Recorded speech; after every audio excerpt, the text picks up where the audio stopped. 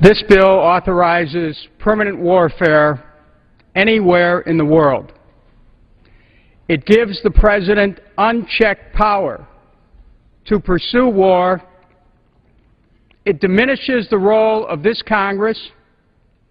The Founders saw Article 1, Section 8 of the Constitution, which places in the hands of Congress the war power as essential to a check and balance against executive abuse of power. This legislation diminishes Congress's role in that regard. This legislation authorizes the military to indefinitely detain individuals without charge or trial, including the detention of U.S. citizens on U.S. soil. In short, what this bill does is it takes a wrecking ball to the United States Constitution and gives enormous power to the government or the state. I want friends on both sides of the aisle to understand this. We're giving the state more power over individuals with this bill. It's the wrong direction. Our children deserve a world without end, not a war without end. Our children deserve a world where they know that while their government will protect them, that it's not going to rule over them by invading their very thoughts and going, as the Patriot Act does, into their bedrooms or into their banking records or into their educational records. We got to keep the government out of people's lives, stop the government from getting more into war, which gives the government more control over people. This is a time we take a stand for the Constitution and a stand for a government which is smaller when it comes on matters of war.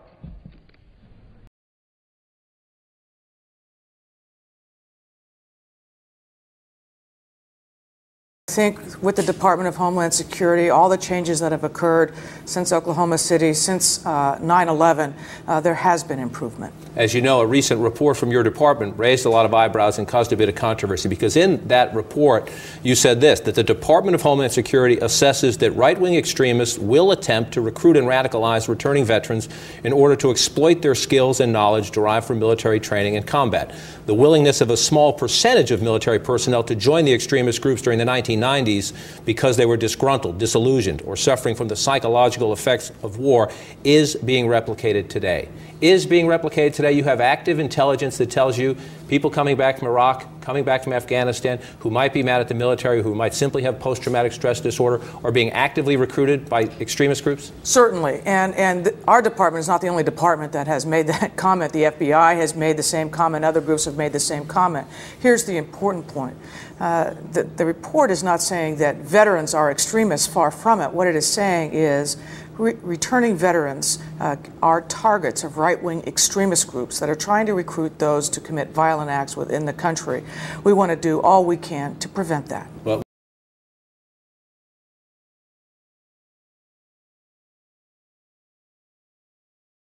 my question would be, under the provisions, would it be possible that an American citizen then could be declared an enemy combatant and sent to Guantanamo Bay and detained indefinitely? I think that as long as that individual, no matter who they are, if they pose a threat to the security of the United States of America, should not be allowed to continue that threat. And I think that's the majority of American public opinion, especially in light of the facts that I continue to repeat to the senator from Kentucky. 27% of detainees who were released got back in the fight and were responsible for the deaths of Americans. We need to take every step necessary to prevent that from happening. That's for the safety and security of the men and women who are out there putting their lives on the line in our armed services. Mr. President, I suggest the absence of a quorum, or yield the floor.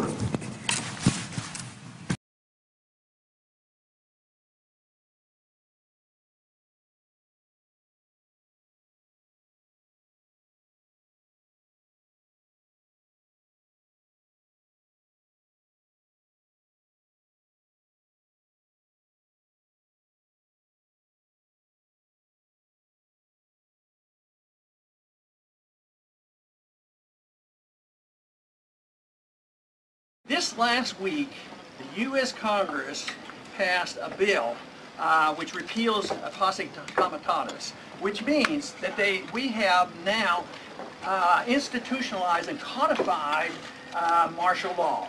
Right now, the battle against terrorism involves all of us. Everybody in this country is a potential terrorist. And the words that they use in there to bring everybody in as a potential terrorist is any associated forces, which means that if you happen to visit a website, happen to attend a meeting, happen to do one association, you can be accused of being a terrorist, and the bill says you have no right to a lawyer. They've been abusive of this for many years, but now it's been codified. And this president, just about a year ago, announced that some of these bad people, even though they're American citizens, don't deserve even charges, that they can now be assassinated. We should be consciously aware of terrorism and deal with it, but to say that we're at war with the world and we can send a drone missile and send our troops any place we want is very, very dangerous. Endless wars, attack on civil liberties. This Patriot Act is not very patriotic, let me tell you.